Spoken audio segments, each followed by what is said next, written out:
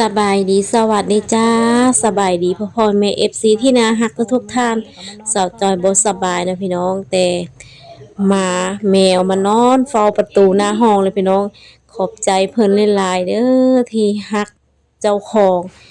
ตอนนี้สาวจอยบ่สบายนะพี่น้องก็เลยมีแมวมีหมามานอนเฝ้าประตูห้องก็ต้องขอบใจน้องๆเพิ่นหลายพี่น้องเพิ่นนะนอนทั้งซ้ายทั้งขวากะ มีแต่น้องหมาน้องแมวนั่นแหละพี่น้องที่อยู่เป็นหมู่เป็นคู่นำกับบ่เหงาเนาะพี่น้องเนาะตอนนี้สาวจอยก็พอแต่เซาไข่พี่น้องก็พาน้องๆเพิ่นไปค้นฟืนแล้วก็ไปตัดลักมาซ่อมแซมหัวอยู่เฮือนของสาวจอยนะพี่น้องเซาไข่บัดใดก็ต้องได้ออกป่าออกดงอีกแล้ว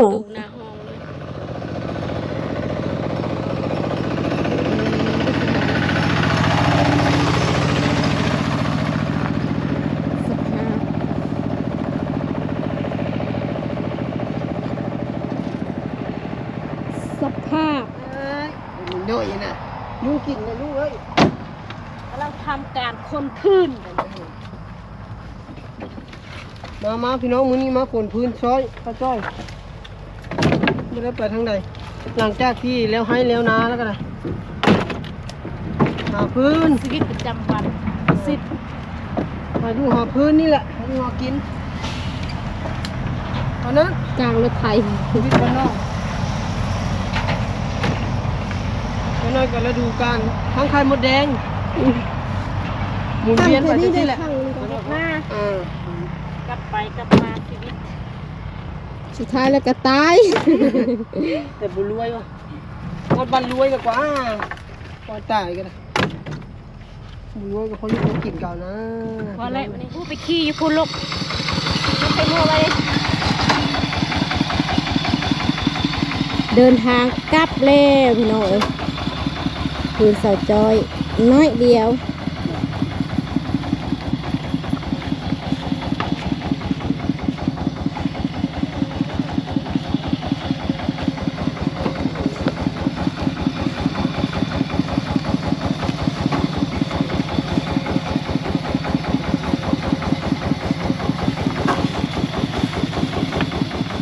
วันนี้ทำมาเบกฟืนมาเบกลักเพื่อสิเฮ็ดสวนมักโมพี่น้องแต่ว่า ยังหัวตัวเองจังเลยว่าเฮ็ดสวนมักโมกับบ่แม่นเนาะพี่น้องมาตัดลักเพื่อสิมาซ่อมแซมอะไรอะตามหัวเฮือนหั่นล่ะพี่น้องเพราะว่ามันเพพังละหลายปีแล้วก็มันก็เพพังมื้อนี้ซอกน้องก็มาตัดไม้ทำลายป่า ตัดไม้ทำลายป่าพี่น้องเรามาตัดลักซ่อมแซมหัวอยู่ข้างๆเฮือนหั่นล่ะเพราะว่ามันโดกหมดแล้วพี่น้องเอ้ย มันโดกหมดแล้วก็เลยมาตัดไม้แซมไม้โอ้โหพี่น้องอีหยังแต่ขนาดนี้เป็นอย่างชีวิตเราต้องแบบวนเวียนไปวนเวียนมาเนาะแล้วเข้าแล้วก็มากลมันแล้วกลมันมาตัดลักยังไม่ทันได้กลมันนะพี่น้องมาตัดลักหัวแล้วก็มาเพื่อสิมาซ่อมแซมหัวเฮือนเฮาพี่น้องเพื่อสิมาปลูกนานปลูกนี้นั่นละเพื่อบ่ให้สัตว์เลี้ยงเขาเนาะพี่น้องเนาะแล้วสิเฮ็ดสวนแล้วก็ว่าสิเตรียมไปกลมันหรือว่าไปลกมันนั่นล่ะพี่น้อง ยังหัวตัวเองเด้วนเวียนไปวนเวียนมาชีวิตนะชีวิตมนุษย์เท่านี้เหือไหลไข่ย้อยโอ้ยทำไมเป็นแบบเนี้ย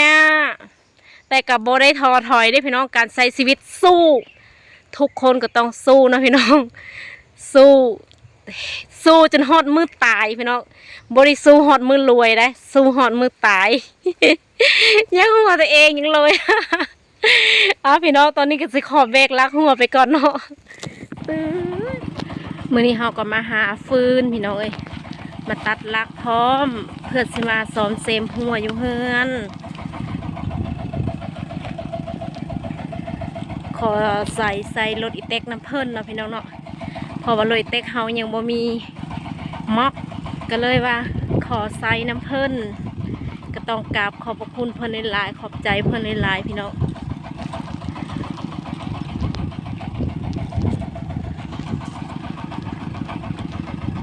ม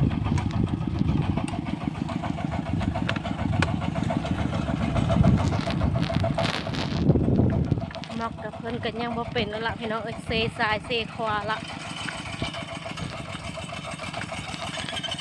บรรยากาศมื้อนี้พี่น้องฝนแบบคือฝนสิตกนี่แหละพี่น้องแต่ว่าลมหนาวแห้งอะตอนนี้ก็จะเป็นลมตาวเดือน12แล้วนะพี่น้องลมพัดเดือน12แล้วลมหนาวตาวเดือน12ก็เฮ็ดให้หนาวพี่น้องเอ้ยเดือน12เดือน1นี่ก็จะเป็นบรรยากาศหนาวๆเด้เสียงของเขาก็อาจจะโบค่อยซัดบันไดเจ็บคอพี่น้องหนาวได้2-3 มื้อแล้วล่ะ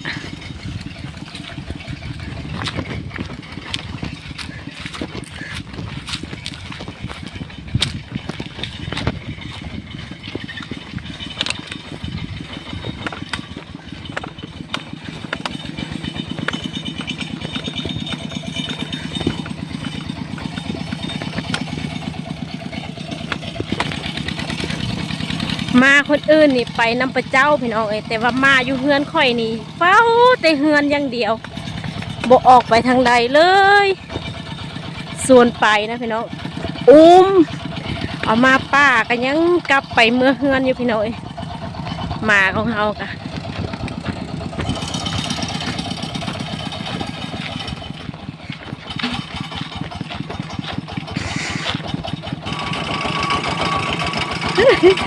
ตอนนี้เขาก็มานั่งรถอีเป๊กเลยพี่น้องนี่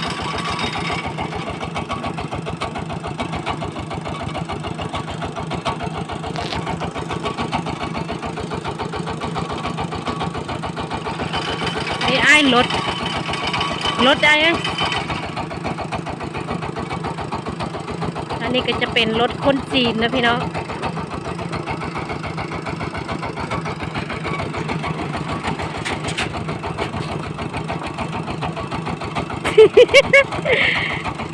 น้องสาวก็นั่งท่า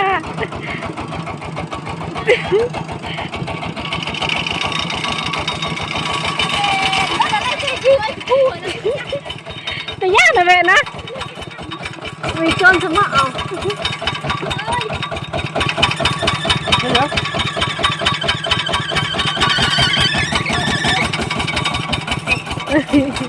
นั่งเลยแป๊กพี่น้อง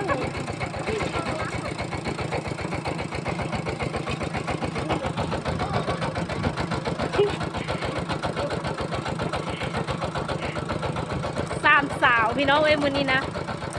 นั่งรถอีเต็กไปหาฟืนธรรมชาติ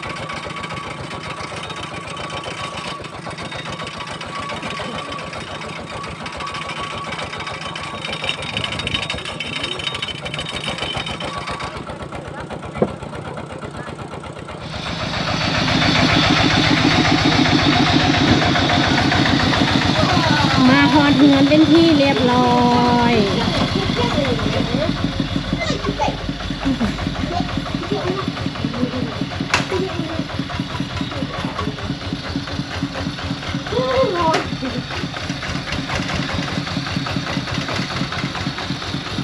เคยนี่ละเอาไปก่อนนะมาเด้อลูก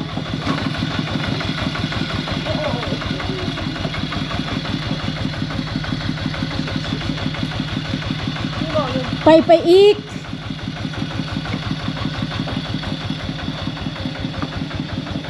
พอแล้ว